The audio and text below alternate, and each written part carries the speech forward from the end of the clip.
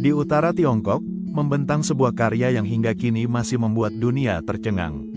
Sebuah dinding raksasa yang mengikuti lekuk pegunungan, menelusuri padang rumput, bahkan melintasi gurun pasir yang tandus. Inilah tembok besar Tiongkok, atau Great Wall of China, salah satu pencapaian manusia paling menakjubkan yang pernah ada di muka bumi. Dengan panjang lebih dari 21.000 km, tembok besar bukan sekadar dinding batu. Ia adalah bukti nyata dari tekad, kerja keras, dan visi peradaban. Ribuan tahun lamanya, jutaan tangan telah bekerja, mengangkat batu demi batu, bata demi bata, membangun pertahanan raksasa yang hingga kini masih berdiri. Kisah tembok besar bermula pada abad ke-7 sebelum Masehi, ketika Tiongkok belum bersatu. Saat itu, berbagai kerajaan kecil berdiri di wilayah yang kini kita kenal sebagai Tiongkok Utara. Masing-masing kerajaan membangun dinding tanah dan kayu sebagai benteng untuk melindungi wilayah mereka dari serangan suku-suku nomaden dari utara. Namun, dinding-dinding itu masih terpisah-pisah. Situasi berubah drastis pada abad ke-3 SM, ketika Qin Shi Huang, kaisar pertama Tiongkok yang berhasil menyatukan seluruh negeri, memiliki visi besar, menyambungkan dinding-dinding pertahanan itu menjadi satu barisan panjang. Perintah ini memulai pembangunan cikal bakal tembok besar. Ribuan pekerja dikerahkan, prajurit, petani, hingga tahanan. Mereka bekerja siang dan malam, menggunakan teknologi sederhana untuk mengangkut tanah, batu, dan kayu. Meski kerasnya alam sering menjadi hambatan, dari gunung yang curam hingga cuaca ekstrim, dinding itu terus tumbuh, menyatukan potongan-potongan terpisah menjadi satu benteng panjang. Setelah dinasti Qin, pembangunan tembok besar dilanjutkan oleh dinasti Han. Pada masa ini, tembok besar menjadi sangat penting karena berdekatan dengan jalur sutra, rute perdagangan legendaris yang menghubungkan Tiongkok dengan Asia Tengah hingga Eropa. Tembok bukan hanya pelindung, tetapi juga simbol kekuasaan dan kendali atas jalur perdagangan internasional. Namun, bentuk tembok yang kita lihat hari ini sebagian besar adalah hasil dari dinasti Ming. Antara abad ke-14 hingga 17, setelah serangkaian ancaman dari utara, Kaisar dinasti Ming memutuskan memperkuat dinding dengan bata, batu, dan semen.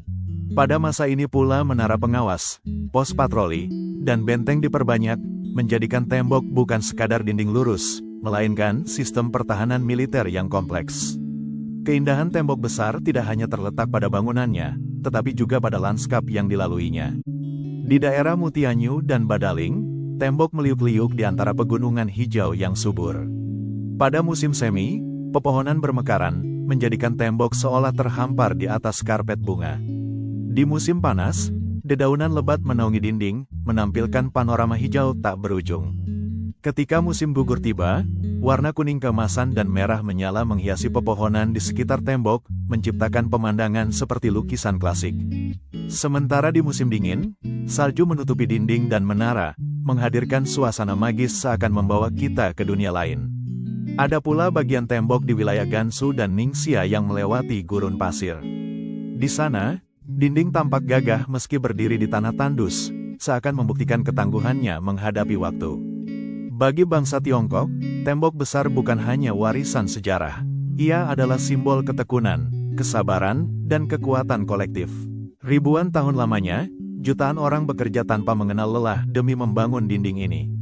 Mereka mungkin tidak tahu bahwa karya mereka akan bertahan hingga ribuan tahun kemudian, namun usaha mereka telah menjadi jejak yang abadi. Secara filosofis, tembok besar sering dianggap sebagai pengingat tentang perjuangan manusia melawan keterbatasan alam.